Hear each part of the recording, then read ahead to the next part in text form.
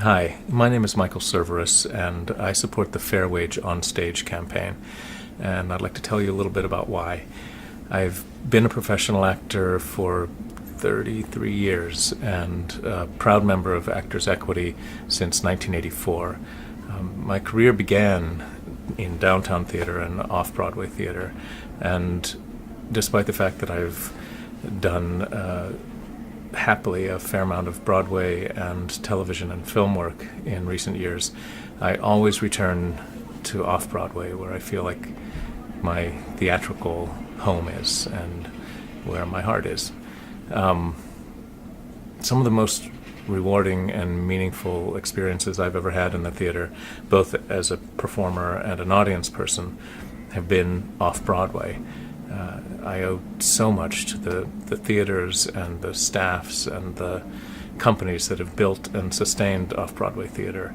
I'm grateful to every one of them, from my debut in Total Eclipse in 19-something or other, to Hedwig in the early mid-90s, to a couple years ago, when Fun Home was born and was first given to the world off-Broadway. But here are some facts that might surprise you to learn. According to WNYC, the median income in New York City is $50,711. Now, if an actor were lucky enough to work all 52 weeks in a year, which would be an astonishing accomplishment in itself, they still would earn $20,000 less than that median income. According to the Department of Housing and Urban Development, back when I was starting in 1985, the average fair market rent for a studio apartment was $311. But the off-Broadway salary was $250 a week. So, assuming you could find a job, which is never a guaranteed thing as an actor, you could pretty much manage to pay your rent with 2 weeks' salary. Now, the average rent in Manhattan is $1,352 for a studio apartment. The average off-Broadway salary is only $593 a week, although there are plenty of actors who are earning as little as $361 working on off-Broadway contracts. So now it takes at least 4, possibly 6 weeks to earn enough money just to pay that rent. The majority of actors who are working off-Broadway are taking home $51.89 for each performance. That's 8 shows a week with 1 day off. When we're lucky, we work 40 to 64 hours a week. In the last 10 years, New York City rent has risen 41%.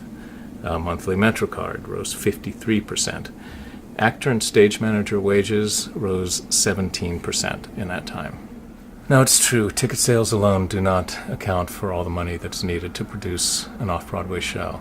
That depends on private donors and grants and corporate sponsorship. And these donors have the right to specify that their donations be earmarked for stage managers and actors' salaries. But it's also true that theaters get to choose where they spend their money and what their artistic priorities are.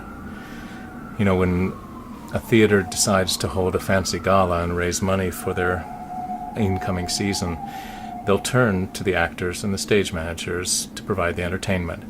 And we always show up free of charge to help them do that, because it's important to us. And what Fair Wage Onstage is asking is that theaters begin to spend the money that we've helped to raise in some cases a little more equitably with the people who are raising it. Acting and stage managing are not hobbies. They're jobs. Sometimes they're fun jobs, sometimes they're grueling jobs, but they're jobs that we've trained for and continue to refine our skills for and continue to sacrifice for, and we expected to sacrifice going in. It's just how much sacrifice is being asked that's the problem. Making theater is not something that you do until you get a real job, no matter what your parents might tell you. And it's true, nobody makes you become an actor, and nobody makes you become a stage manager. But then truly nobody makes you become a producer or a doctor or a lawyer, and there are very few professions where it's expected that you'll have to take a second job during the day in order to eat and pay rent and get to your work every night, or that it's expected that you'll have to empty your savings, if you're lucky enough to have savings, and draw against your pension if you're an older performer, just in order to stay afloat while you actually have a job. And there are very few professions where it's normal to expect to live in a state of constant anxiety and fear that even though you have been lucky enough to be successful and work steadily in your chosen field, you still can't actually survive in New York without living on credit cards and amassing great debt. I've been incredibly fortunate in my career. I'm genuinely grateful for every single job, but nearly every time that I've been supremely lucky to have a job on Broadway or in television or film, I spend many of my first paychecks paying off the debt that I've accrued while I was working off-Broadway.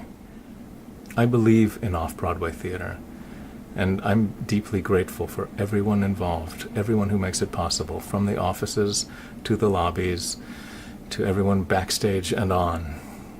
And I don't think anyone is out to get actors or stage managers. I just think it's time to start spending money on people and on their well-being. And I think it's time to invest more in artists than things.